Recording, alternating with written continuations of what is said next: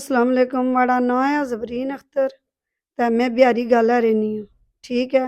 ते माड़ा पुत्तर आ कैसर, ठीक है। ते जिस मौजू पर मैं गल्ल करनी आं माड़े पुत्तरै दी शादी होई वी सी पलंदरी थूं, ठीक है, पलंदरी नालियां थूं। ते ओह् फिर अस उ'ने नाल 13 साल रेही ऐ। उस तो बाद माड़ा पुत्तर गेआ सुधिया, सुधिया तो फिर इस गड़बड़ कीती ऐ कुड़ी। नूंह् दा क्या नाम नूंह् नां रैला बी आ। ते जेह्ड़ा पुत्तर है पुत्तर माड़ा कैसर आ।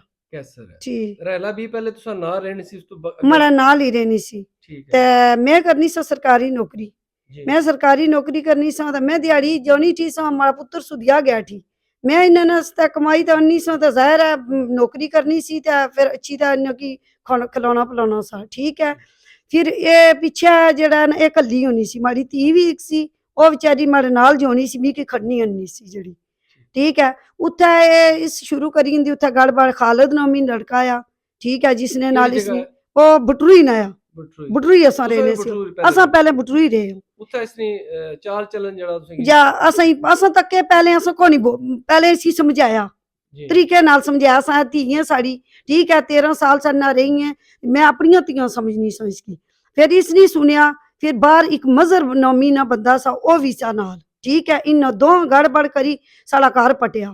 फिर इस घरैआह्ले की गाली गलोच कीतियां बहुत ज्यादा। असां समझाया पैह्ले, मैं एह् नहीं समझनी मैं घरैआह्ले गी फोन करां, तू उन्ना की बा इसने अम्मी अब्बे की, इसने अम्मी अब्बे की बाई ते उन्ना की जिसलै उस बाई ते उन्ना भी कुछ बया सी, समझाया सी, पर इस गाली बू कड्डियां माड़े पुत्तरै की, बू बेहुदा गाली कड्डियां उस।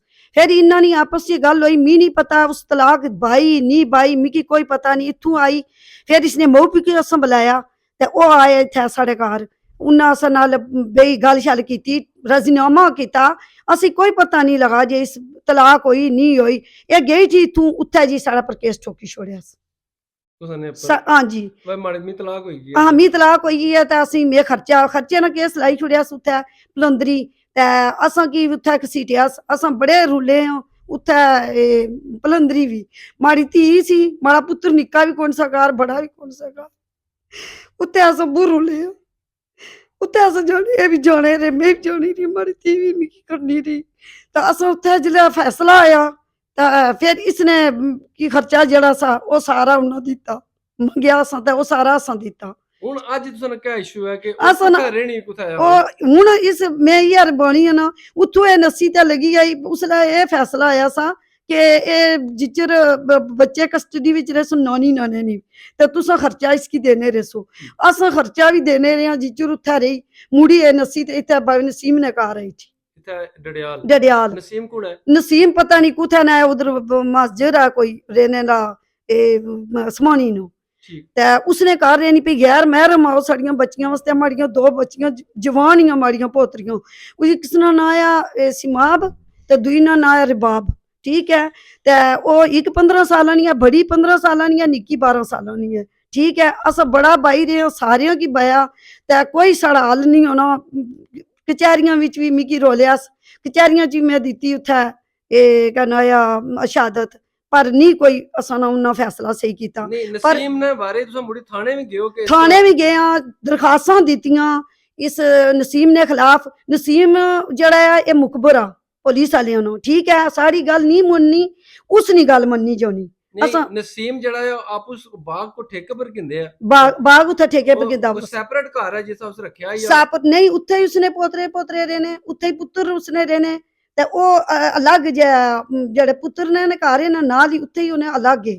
ते इसना जेह्ड़ा कमरा है ना ओह् नीचे है, ठीक है। नसीम जित्थै रेह् असां खुद तक्केआ, इसने अब्बे पुलिस होंदी ते उत्थै असां की बुलाया उन्ना ते अस गे आं उत्थै मौका तक्केआ ते उत्थै ही बावा ते उत्थै ही ओह् पुलिस आह्ले आखने के इत्थै साढ़ा वस कोई नहीं।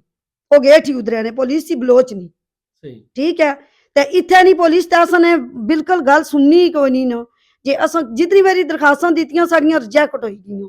ते उस मुतालबा क्या करने हो? असां मुतालबा एह् करने आं जे साढ़ियां बच्चियां जेह्ड़ियां न साढ़ियां बगैर महरम कोला रैह्नियां, उत्थै उसने पुत्तर बी है सारे, ठीक है। बच्चियां ओह् प्यो जेह्ड़ा ऐ ओह् नहीं ऐ, ठीक है। प्यो माड़ा जेह्ड़ा पुत्तर है ना ओह् होएआ उन्ना, ठीक है। गैर महरम कोला रेही रहियां ते साढ़ियां बच्चियां दी इज्जत महफूज नहीं है, ठीक है बड़ी बच्ची 15 साल नहीं है तो कोई जड़े हैपन होए तुसां दी अखां दे सामने होए तुसां भी सुनने हो जड़ा वाकया होया सा कठाड़ उस तो बाद मंडी सालिया होया ठीक है और भी कई वाकये नु उस समय बाई ना सकनी ਨਹੀਂ ਉਹ ਜਿਹੜਾ ਨਸੀਮ ਹੈ ਕਿ ਹਣਾ ਮਾੜਾ ਸੇ ਨਾਲ ਕਿਆ ਰਿਸ਼ਤਾ ਆ ਕੀ ਮੈਂ ਰੱਖਿਆ ਇੱਥੇ आना मैं किराए पर रखी भी कागज कोई बनवाए वेस तब मैं किराए पर रखी भी उत्थे पुलिस वाले जिला बुलाया ते उत्थे भी इह गल कुड़ी बानी जे मैं किराए पर रहनी हां इत्थे भी बुलाया ने कचहरियां विच भी इत्थे भी साया मैं किराए पर रहनी हां ਹੁਣ ਖਰਚਾ ਦੇਣੇ ਹੋ ਤੁਸੀਂ अस हुण खर्चा कोई ना दे ਤੁਸੀਂ ਕਹਣੇ किस तरह खर्चा दे अस आने खर्चा इस तरह देसां के ओ उथों निकले उस कमरे चों निकले असां कमरा जी तक नहीं देसां किराए पर जे ओ रहनी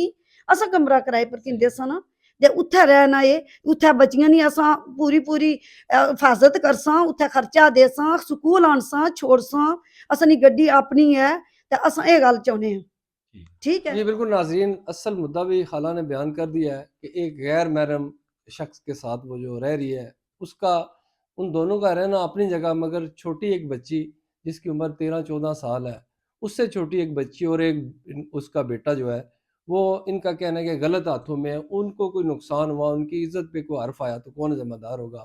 इसके लिए अरबाब अख्तियार भी नोटिस लें और इस मामले का हल किया जाए।